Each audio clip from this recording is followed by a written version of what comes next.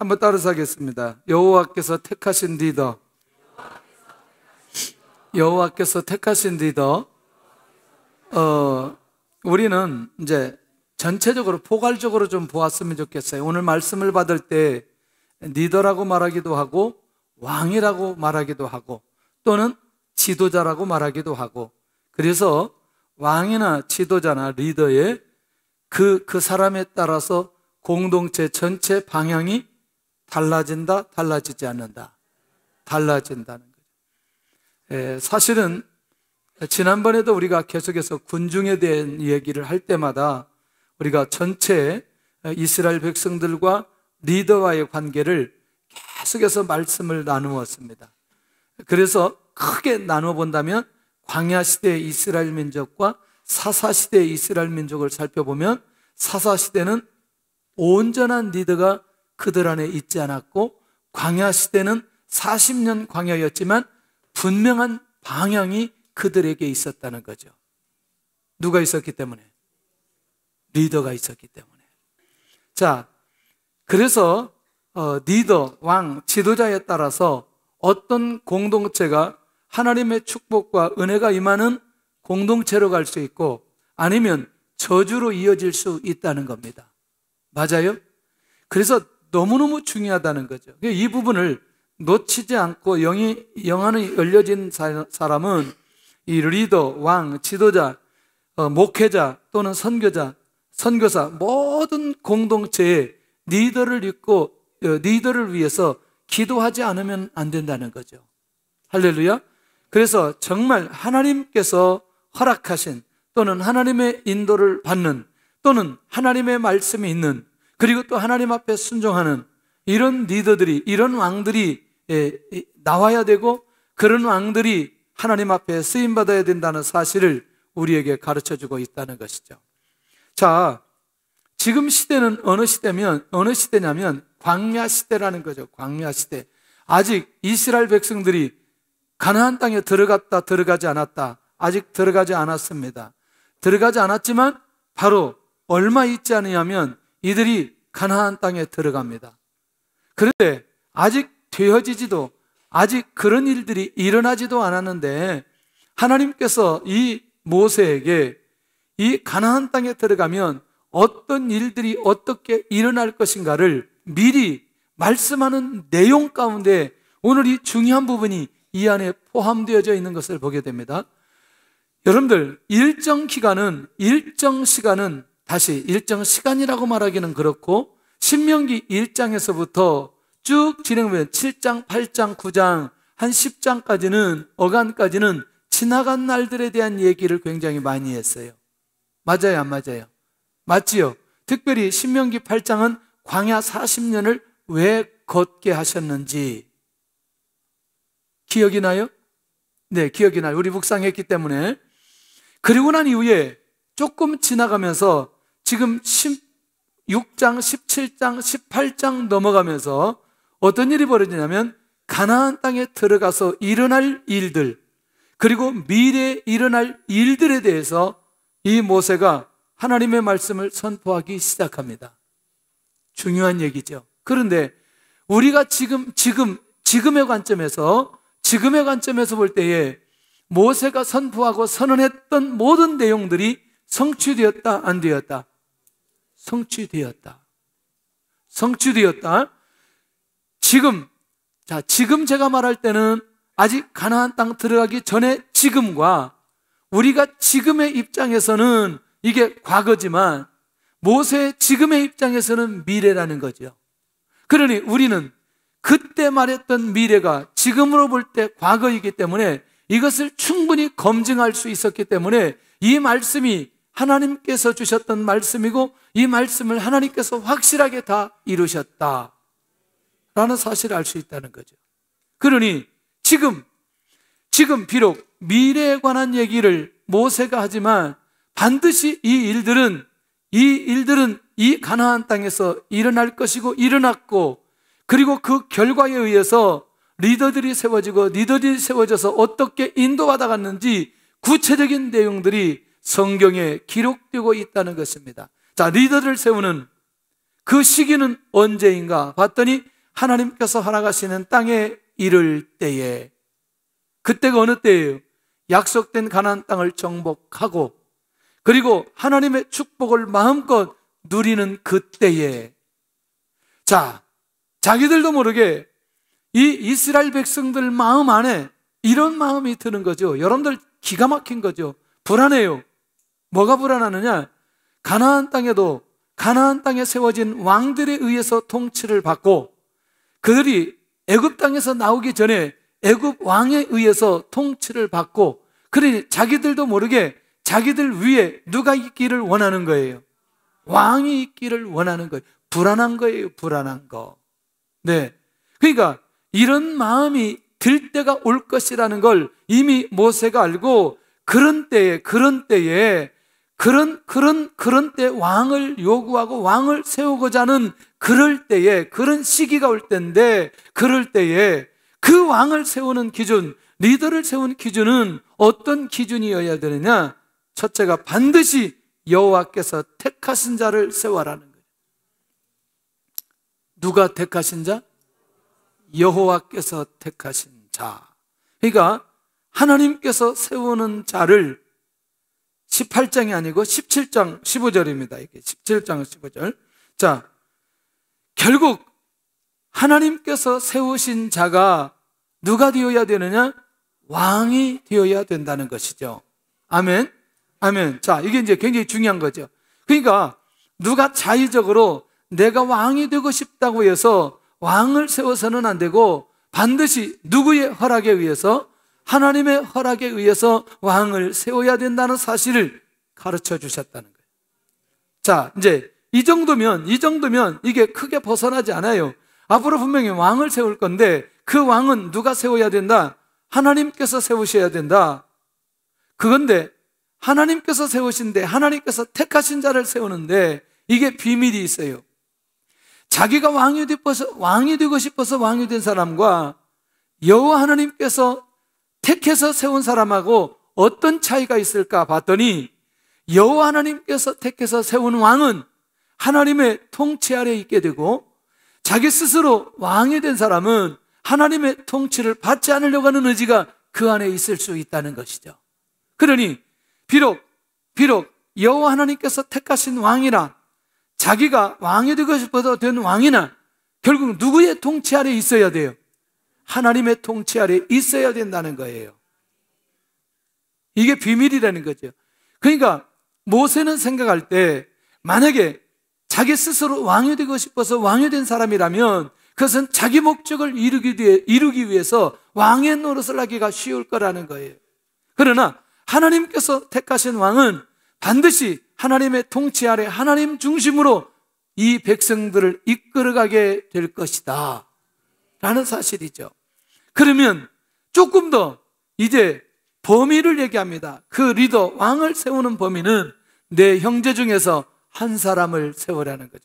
누구 중에? 내 형제 중에. 왜냐? 자, 형제 중에 한 사람을 세우면 우월감이나 거만하지 않고 겸손하게 통치할 수 있다는 것입니다. 할렐루야. 보편적인 사람을 세워야 그 보편적인 사람을 통해서 오늘 그 자신 스스로가 내가 누구인지를 알게 되고, 그리고 사람들을 통치할 때, 이끌어갈 때에 우월감이나 교만하지 않고 이 백성들을 잘 이끌어갈 수 있다는 것입니다. 할렐루야. 이건 굉장히 중요하죠. 자, 다시 우리말로 정리를 할게요. 여러분들, 모세에게 있어서 왕궁 40년, 광야 40년 훈련을 시켰는데 어느 시기에 훈련이 더 귀했을까요? 자, 제가 질문을 던지고 있어요. 왕궁에 40년, 광야에 40년, 그리고 난 이후에 광야 40년을 이끌어가도록 하나님께서 모세를 쓰셨는데, 그러면 그렇게 부르시기 직전에 40년 중에 어디에서 훈련받았던 그것이 귀하게 느껴지냐는 거죠. 광야지요. 왜 광야예요? 여러분들, 왕궁 리더십이 그 안에 체질화되었을 그때에 하나님께서 모세를 광야로 밀어넣은 건 그도 보편적인, 그도 이스라엘 민족 중에 히브리 민족 중에 한 사람이라는 사실을 하나님께서 40년 동안 그에게 깨닫게 해주는 시간이 40년 걸렸어요. 할렐루야. 이거는 어떤 영역이든지 어떻게 쓰임받든지 우리는 어떤 위치에 우리를 세우시고 우리를 사용해 주시려고 할 때 우월감이나 거만함이나 오늘 교만함이 우리에게 있어서는 안 된다는 사실을 놓치지 않기를 바랍니다. 할렐루야. 놓치지 않기를 바랍니다. 그래서 형제 중에 한 사람을 세워서 결국 리더, 왕을 세우도록 하나님께서 모세를 통해서 말씀하고 있는 것 아니냐는 거죠. 그런데 이 리더나 왕을 세우는데 피해야 할 사람은 누구냐? 형제가 아닌 타국인은 세우지 말아라는 거죠. 일단 이 타국인은 어떤 사람이에요? 타국인이라고 말할 때 이 사람은 어떤 사람이에요? 이방인. 어떤 사람? 이방인. 자, 이방인은 우리가 말할 때 택한 민족이에요? 택한 민족이 아니에요? 선민의 정체성이 있지 않다는 거죠. 그러면 우리말로 말하면 공동체 안에 예수 그리스도를 잘 믿는 사람, 이렇게 말할 수 있겠죠. 만약에 타국인을 세울 때에 어떤 일이 벌어지느냐? 이방 신앙생활하다가 불신앙적인 요소가 그 안에 가득했는데 그 안에 우상 숭배하는 모습이 누구보다도 많이 있는데 만약에 그 사람을 왕을 세웠다면 결국 그 사람이 가지고 있는 무엇까지 가지고 올 수 있다? 우상까지 가지고 오면서 결국 선민이 하나님 중심적으로 살아가는, 하나님 중심적으로 신앙생활하는 이 모든 공동체를 무너지게 할 수 있는 가능성이 매우 많이 있다는 거예요. 누가 이런 영향을 많이 받았죠? 솔로몬 많이 받았죠. 아하방 많이 받았죠. 이세벨 올 때 그냥 오지 않았잖아요. 그러니까 이런 상황들을 자세하게 살펴보면 왜 형제가 아닌 타국인은 세우지 말라 이렇게 말씀하셨는지 그 이유를 우리가 잘 알아야 될 필요가 있다는 것이죠. 그러니까 여기는 그냥 하나님의 백성들 12지파 안에 있는 사람들 이렇게 생각하면 좋다는 것이죠. 자, 그렇다면 공동체의 리더를 세우는 기준은 결국 우리들로 입장에서 본다면 이제 하나님께서 여러 상황 속에 많은 사람들을 세우는데 결국 외모를 봐야 될 거냐, 그 사람이 가지고 있는 믿음을 봐야 될 거냐라고 하는 부분은 굉장히 중요하다는 거죠. 할렐루야. 할렐루야. 자, 이렇게 하니까 그렇게 좀 나하고 전혀 상관없는 것처럼 느껴지고 또 보여질 수 있어요. 그런데 이걸 좀 약간 좁게 좀 생각해 본다면 조금 그냥 현실적으로 좀 이렇게 생각해 본다면, 자, 현재 때가 되어서 우리 자녀들을 결혼을 시켜야 되는데 이 결혼을 사위를 봐야 되고 며느리를 봐야 되는데 나는 절대로 외모를 보지 않고 그의 믿음을 봐야 되겠다. 오늘 결단하는 분들은 세계적인 인물을 그 가문에 보내주실 줄로 믿습니다. 제 아멘은 했는데 갈등이 생기기 시작하는 거예요. 갈등이 생기기 시작하는 거예요. 자, 이게 우리의 현실 속에 왔을 때에 진짜 그렇게 믿음을 보고 결정하기가 쉽지 않다는 얘기를 하고 있다는 거예요. 그래, 왕을 세우는데 나하고 전혀 상관없으니, 그렇지, 저 사람이 하나님께서 선택한 사람이고 타국인만 아니면 돼, 우리 형제 중에 한 사람이면 돼 라고 말하는 건 너무너무 쉽지만 이것이 우리의 현실 속에 이해관계가 있을 때 믿음만 보고 결정한다는 건 쉬운 문제는 아니라는 거예요. 할렐루야. 그렇게 믿음을 보이고 하나님 앞에 나아가는 사람은 이런 리더, 이런 지도자, 이런 사람을 하나님께서 만나게 해 주실 줄로 믿습니다. 할렐루야. 아니면 믿음의 생활하는 것 자체를 무시하고 능력과 조건을 갖춘 사람을 보고 있는가? 이거 정말 한참 설명하고 싶은데 넘어가고 싶어요. 왜냐하면 비밀이 너무나 많이 있기 때문에. 나중에 이 문제는 진짜 중요할 때 이걸 좀 더 구체적으로 나누면 좋겠다, 그런 생각이 들어요. 할렐루야. 여기 굉장히 놀라운 영적인 비밀이 이 안에 숨겨져 있는 것을 보게 됩니다. 다시, 내가 믿음을 보고 결정했을 때는 그 믿음은 하나님께로 향하기 있기 때문에 자기 인생 전체를 누구의 인도를 받을 수 있느냐? 하나님의 인도를 받을 수 있는 사람으로 준비되어져 있다는 거예요. 그러나 외적인 능력을 갖추고 또 외적인 조건이 누구보다도 잘 갖춰져 있는 사람은 자기가 자기 인생을 자기 스스로 결정하고 인도받을 가능성이 매우 많이 있다는 것입니다. 할렐루야. 오늘도 그런 면에서 이것을 우리 현실 속에 정리해 보면서 하나님의 인도를 받아가는 주의 은혜가 있기를 원합니다. 할렐루야. 자, 그렇다면 어떤 규정으로 이 리더를 세워야 하나? 자, 첫째는 뭐냐면 병마를 많이 두지 않는 사람이어야 된다. 야, 여러분들 이거 병마를 많이 두는 목적이 뭐냐? 자기 목적을 이루는 사람인데, 자, 여러분들 두 번째가 굉장히 중요해요. 병마를 많이 얻으려면 어디로 가야 되느냐? 병마의 원산지가 어디예요? 애굽이에요. 애굽으로 돌아가야 되는 거죠. 그런데 하나님께서 이 백성들이 애굽으로 가는 걸 원해요? 원하지 않아요? 원하지 않아요. 자, 다시. 이걸 너무너무 중요합니다. 자기의 목적을 이루기 위해서 이 백성들을 어디로 끌고 가서는 안 된다? 애굽으로 끌고 가서는 안 된다는 거예요. 그러니까 리더가 병마를 얻고자 하는 의지가 그 안에 있으므로 하나님의 공동체를 다른 방향으로 끌고 가서는 안 된다는 사실을 철저하게 알려주고 깨닫게 해주고 있다는 것입니다. 할렐루야. 자, 방향성입니다. 방향성. 이것을 절대로 잊어서는 안 된다라는 사실이죠. 정말 이거를 시간만 좀 충분하면 같이 한번 굉장히 나누고 싶은 것들이 많이 있는데, 직장 생활하는 사람들에게 있어서 오매불망 소원이 뭐예요? 직장 생활하는 사람에게 있어서 가장 중요한 소망은 들리게 좀 해주세요. 뭐라고요? 승진. 그냥 진급이라고 해주세요. 이렇게. 진급.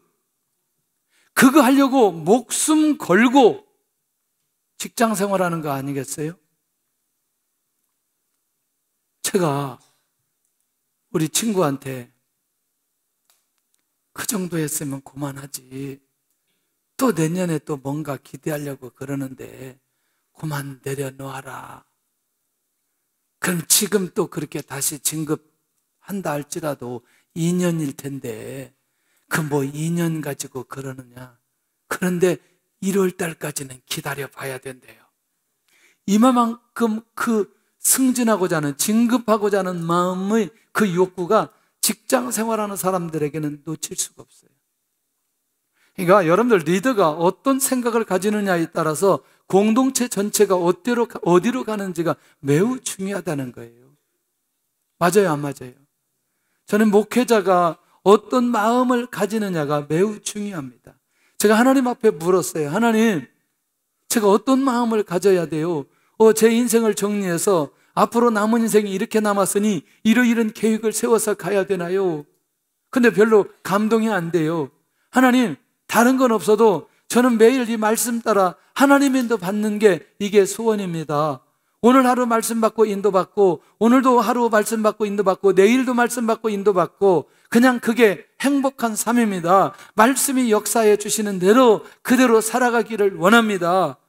제가 그렇게 고백을 했어요. 또 이후에 어떤 기도 제목을 주실지, 그 기도의 제목을 주시면 또 기도하겠지만 일단은 최근에 그런 마음을 주시더라고요. 우리 모두가 하나님의 말씀 따라 하루하루를 살아갈 수 있기를 원합니다.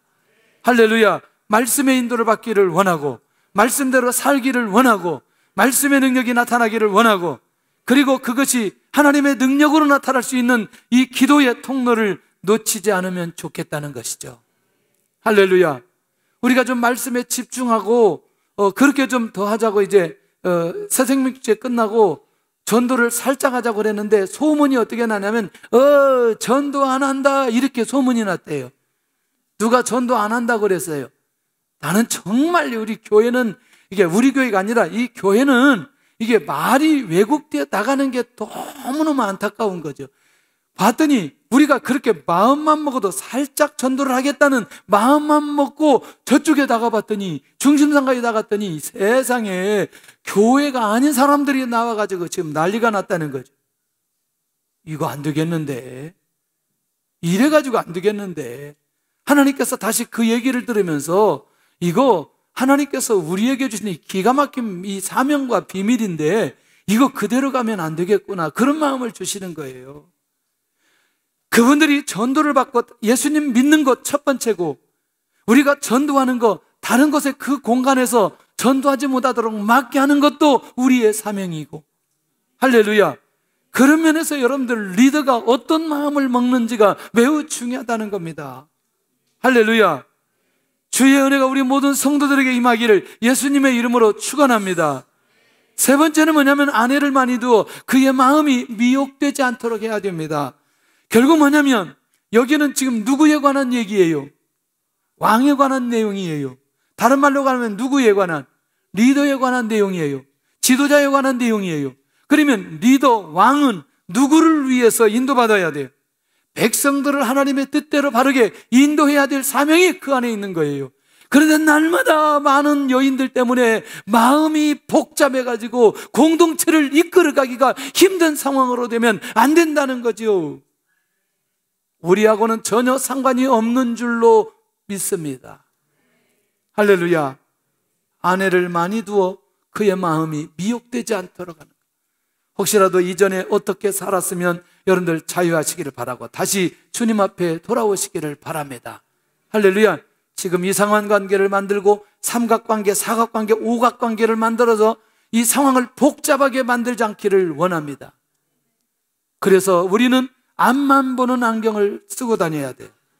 옆을 보지 않고 앞만 보는 안경을 쓰고 다녀야 돼. 할렐루야.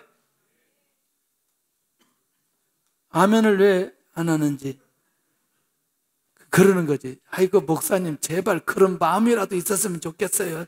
다 늙어가지고 지금 아이고 지금 하나도 좀 귀찮아 죽겠는데 지금 뭘 이렇게 지금 얼마나 힘들겠어요. 그래서 저는 이 얘기할 때마다 이 야곱이 생각나서 아이고 비라 실바 네아 나엘 이 네 여인 왔다 갔다 하면서 얼마나 힘들었을까, 얼마나 힘들었을까.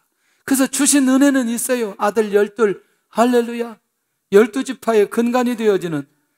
그런 면에서 여러분들 이런 거죠. 공동체를 이끌어가는데 장애물이 될 수 있는 것들은 그것을 제거해야 된다.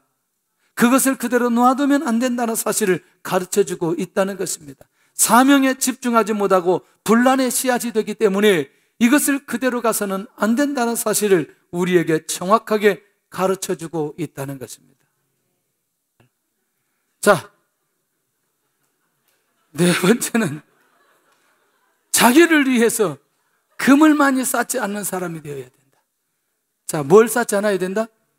17절인데 자꾸 18절이라고 해놨어요. 저기 결국 뭐냐면 나라와 백성을 위해서 써야 될 은금을 써야 되는데 이 은금을 누구를 위해서? 자기를 위해서 쌓아놓아서는 안 된다는 거예요. 예, 그러니까 왕으로서의 리더십이 떨어지는 결정적인 이유는 이것을 누구를 위해서 쌓아놓는다. 그래서요, 이게 역대 많은 사람들, 리더들을 보면 이제 그런 차이가 있는 것 같아요. 자기도 모르게 어떤 위치에서 어떤 것들을 쌓아놓았을 때는 시간이 지나고 나서 그 내용이 밝혀졌을 때 이게 별로 신뢰감이 떨어지는. 결국 우리는 이것은 제가 제 얘기를 하지만 우리 모두가 하나님 앞에 이 영적인 감각이 우리에게 있으면 있을수록 이 감각이 있는 사람은 어떤 사람이냐? 리더라는 거예요. 리더가 될 수 있다는 거예요. 할렐루야. 영향력을 미치는 사람이 될 수 있다는 것입니다. 자, 이제 중요한 것 몇 가지를 좀 나누려고 합니다. 이스라엘 공동체 안에서 세워졌던 리더 누구냐? 사울왕입니다. 자, 하나님의 은혜로 세워졌던 이 사울왕이 사실 아말렉과의 전쟁을 할 때 그 아말렉과의 전쟁은 절대로 하나도 남겨두지 말고 진멸하도록 하나님께서 이 사울왕에게 명령했습니다. 그런데 3절에 15장 사무엘상 15장 3절에 명령을 했고 15장 9절에는 사울 왕이 다 진멸하지 않고 좋은 것은 남겨두었어요. 이건 기억하시죠? 이게 무슨 내용인지? 그래서 절대로 이 말씀은 하나님 앞에 이 사울 왕이 지키도록 하나님이 말씀하셨어요. 그런데 중요한 건 사울 왕은 순종하지 않고 자기 마음대로 처리했어요.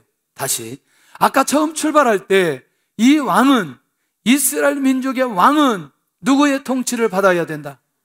할렐루야. 하나님의 통치를 받아야 되는데 하나님의 통치를 받지 않고 자기가 하나님의 말씀을 받았음에도 불구하고 자기 마음대로 처리해버렸어요.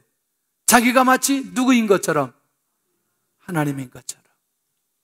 그러니까 불순종의 자리로 이 사울왕이 가버리게 됩니다. 그러니까 사무엘상 15장 11절에 여호와께서 사울왕 세우신 것을 후회하기 시작합니다. 다시 말하면 자기의 죄를 보지 못하고 회개하지 않고 사무엘에게 합리화시키는 거죠. 자, 사무엘상 15장 13절을 가는데 모두 다 같이 가야 됩니다. 사무엘상 15장 13절. 자, 뭐라고 말하는지 한번 보세요. 사무엘상 15장 13절 14절인데 다 봐야 돼요. 이게 지금 그렇게 책망하는 사무엘에게 사울이 어떻게 대답하는지 한번 살펴보겠습니다. 13절 시작. 사무엘이 사울에게 이른즉 사울이 그에게 이르되 원하건대 당신은 여호와께 복을 받으소서 내가 여호와의 명령을 행하였나이다 하니. 누가 여호와의 명령을 행하였다고 말하고 있어요? 사울이 누구에게?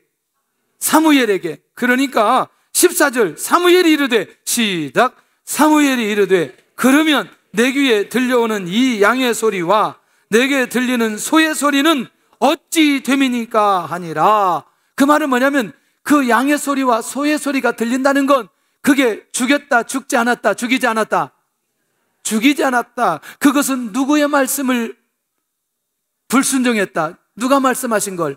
하나님께서 말씀하신 걸 불순종했다는 사실을 얘기하고 있다는 거죠. 결국 이 사건은 사울이 회개의 기회를 놓쳐버리고 변명하는 왕의 모습을 발견할 수 있어요. 그러니까 이런 거죠.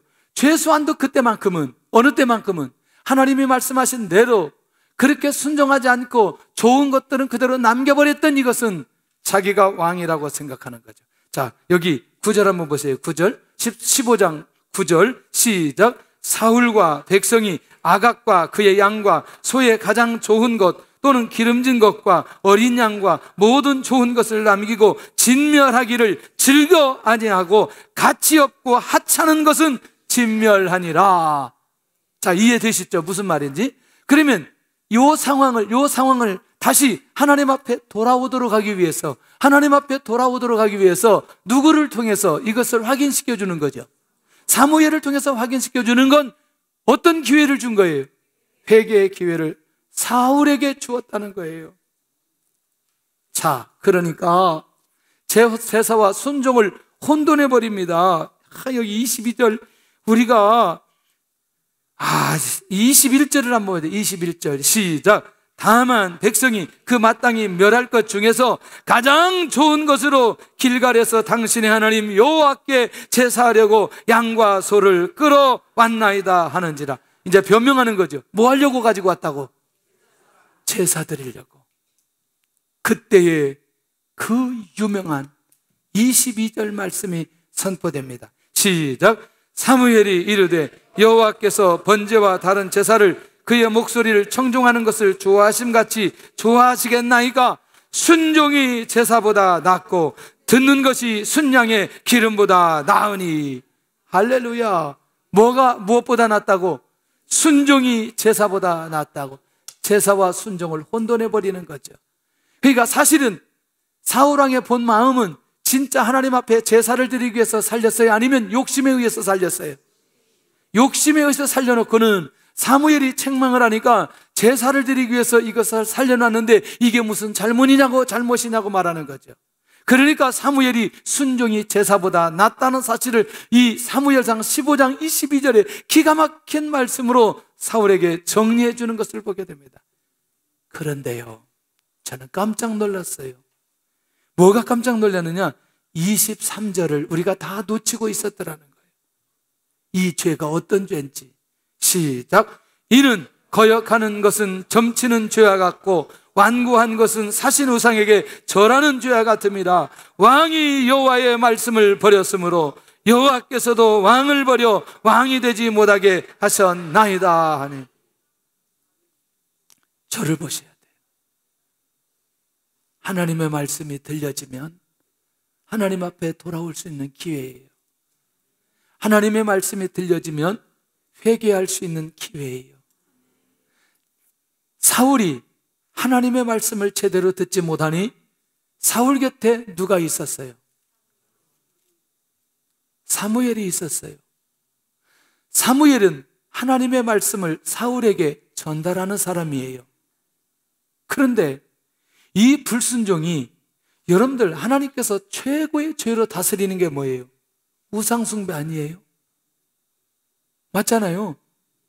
네, 거역하는 죄는 점치는 죄와 같다고 연결시키는 거죠. 동급으로 보는 거죠. 완고한 것은 우상에게 절하는 것과 동일하게 여기고 있다는 거예요. 그러니까 지금 누구의 죄가? 사울의 죄가 지금 점치는 죄와 같고 우상에게 절하는 것과 동일한 죄를 지었다. 누가? 사울이. 어디로부터 올라가요? 아까 하나님과 나와 동급이라고 생각하는 것부터, 하나님의 말씀이 안 들리는 것부터 시작했던 그것이 바로 여기까지 이르게 되어지는 것을 보게 된다는 거예요. 하나님의 말씀에 깨어있기를 원합니다.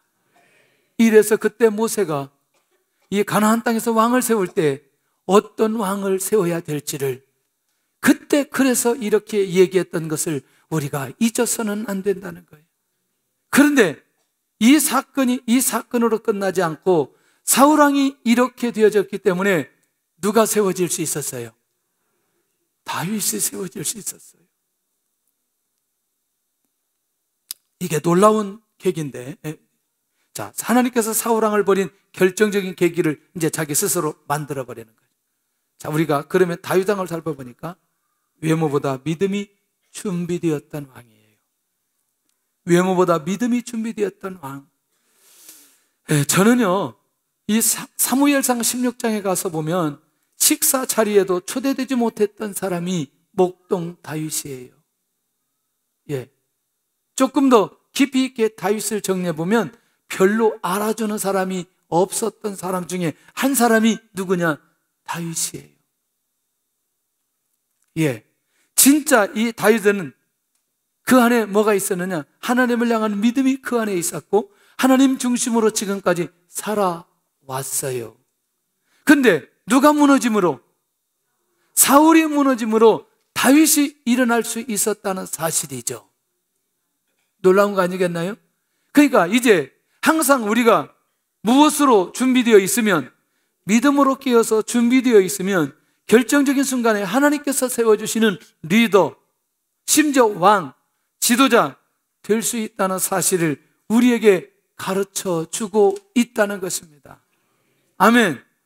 그러니 이제 사울의 사건이 다윗으로 이어지는 것을 보면, 이것을 구속사적 관점에서 보면 사울의 사건이 사울의 사건으로 끝나지 않고 누구로 이어진다? 다윗에게로 이어진다는 거죠. 이거는 뭐냐면 다윗은 전적인 하나님의 선택에 의해서 왕이 된 사람이에요. 아까 처음에 모세를 통해서 주셨던 말씀이 누가 택하신 사람? 여호와 하나님께서 택하신 그 사람이 왕이 되어야 된다고 말씀하고 있다는 거죠. 그런데 진짜 이 다윗은 누가 선택했다? 하나님께서 선택해 주셨다는 사실을 놓치지 않아야 된다. 할렐루야. 다윗을 볼 때 이런 은혜가 그에게 있었고, 그런 면에서 이 유다 지파의 후손으로 택함을 받은 자가 다윗이었다고 한다면, 그래서 믿음으로 블레셋과의 전쟁에서 승리하게 되어지고 믿음의 훈련이 결과로 나왔던 현장이 결국에는 이 골리앗과 싸움의 현장에서 일어난 것 아니냐는 거죠. 자, 여러분들 17장은 17장은 지금 다윗이 왕이에요? 사울이 왕이에요? 사울이 왕이에요. 그러나 하나님의 나라의 관점에서는 이미 누가 왕이에요? 다윗이 왕이라는 거죠.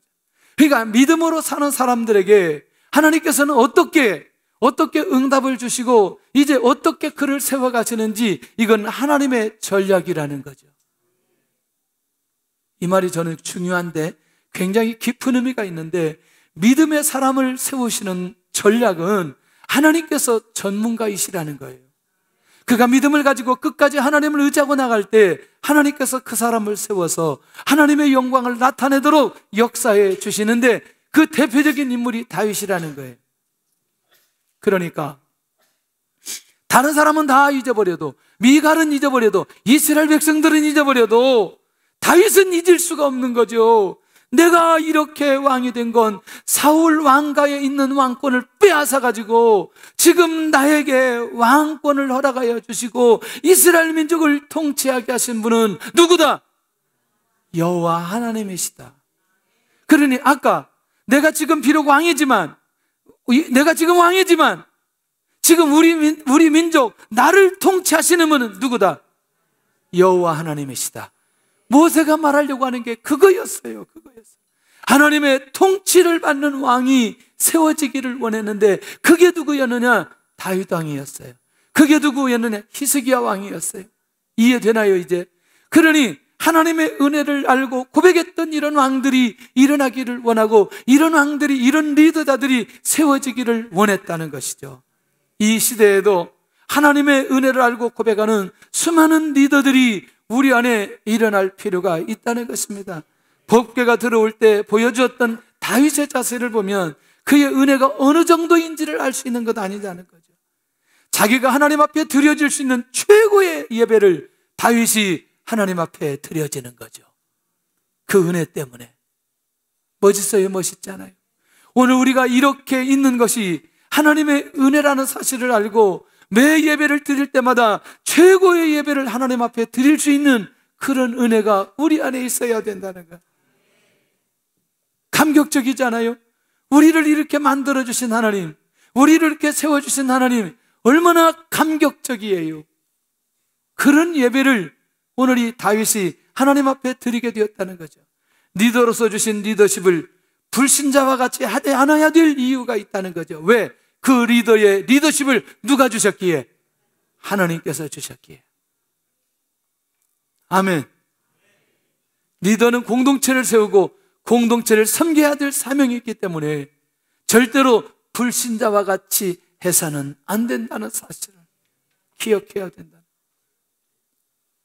할렐루야. 하나님의 은혜를 잊지 않기를 원합니다. 마지막 정리하겠습니다. 왕의 우선된 의무는 무엇인가? 그 말은 뭐냐면, 왕이 리더가 되었어요. 왕이 되었어요. 지도자가 되었어요. 그러면 그 사람은 어떻게 해야 되느냐? 하나님의 말씀을 기록해서 자기 옆에 두어야 된다는 거죠. 왜? 하나님 경유하기를 배우는 일에 집중해야 되고, 그 규례와 말씀을 지켜 좌우로 치우치지 않아야 되고, 그의 자손의 왕위가 있는 날이 장가도록, 다시 말하면 그의 왕권이 후손들에게까지 끊임없이 이어지도록 하나님의 말씀을 기록하여 자기 옆에 두고 읽으라는 거예요. 비밀이 하나 있어요. 우리는 후손을 잘되게 할 수 있는 능력이 우리에게 있지 않지만 후손을 잘되게 하는 능력이 하나님에게 있습니다. 하나님께서 우리의 후손들을 잘되게 만들 수 있는 건 내가 하나님의 말씀을 읽고 순종하는 일입니다. 하나님의 말씀을 곁에 두고 묵상하는 일입니다. 하나님의 말씀 따라 내가 살아가는 일입니다. 그러면 하나님께서, 나는 그냥 하나님의 말씀 곁에 두고 하나님을 경외하고 하나님 앞에 순종만 하였는데 우리 후손들이, 우리의 자녀들이 그들의 날이 장구하도록 만들어주시는 건 하나님께서 그렇게 주신다는 것입니다. 리더의 가장 우선된 의무는 무엇인가? 하나님의 말씀을 매일 묵상하는 것, 하나님의 말씀을 자신의 삶에서 적용하며 살아가는 것, 이게 우리의 삶이 되어야 될 것이고, 하나님의 말씀을 통해 주신 은혜가 있다면 교만한 죄를 범하지 않게 하는 것, 그 다음에 자루나 우로 치우치는 죄가 무엇인지를 보게 해 주신다는 거예요. 이게 신명기 17장 20절에 있는 내용이라는 사실을 우리가 놓치지 않기를 바랍니다. 우리도 좌우로 치우치지 않기를 바라고 교만한 죄를 범하지 않기를 원하고 언제나 하나님의 주권 앞에 엎드릴 수 있기를 원합니다. 나는 사람을 볼 때 믿음을 보고 있는가? 그 사람의 믿음을 보고 있는가? 모든 분야에서, 모든 영역에서 이것을 볼 수 있기를 원합니다. 나는 하나님께서 세운 사람이 맞는가? 나는 사람의 능력과 조건을 갖춘 사람을 찾는가? 매 분야에서 시야가 바뀌어져야 됩니다. 나는 하나님의 사람으로 매일 말씀으로 살아내고 있는가? 나는 좌우로 치우치지 않도록 깨어 있는가? 전체를 정리하겠습니다. 하나님, 내가 하나님의 은혜로 살아가는 사람 되게 하시고 하나님을 향한 믿음으로 살아가는 사람이 되게 하여 주시고 나의 시선은 하나님을 향한 믿음이 있는 자가 보여지게 하여 주시고 그렇게 살아가게 하여 주시옵소서. 나의 등 뒤에서 우리 찬양하면서 하나님 앞에 예물 드리는 시간을 갖겠습니다.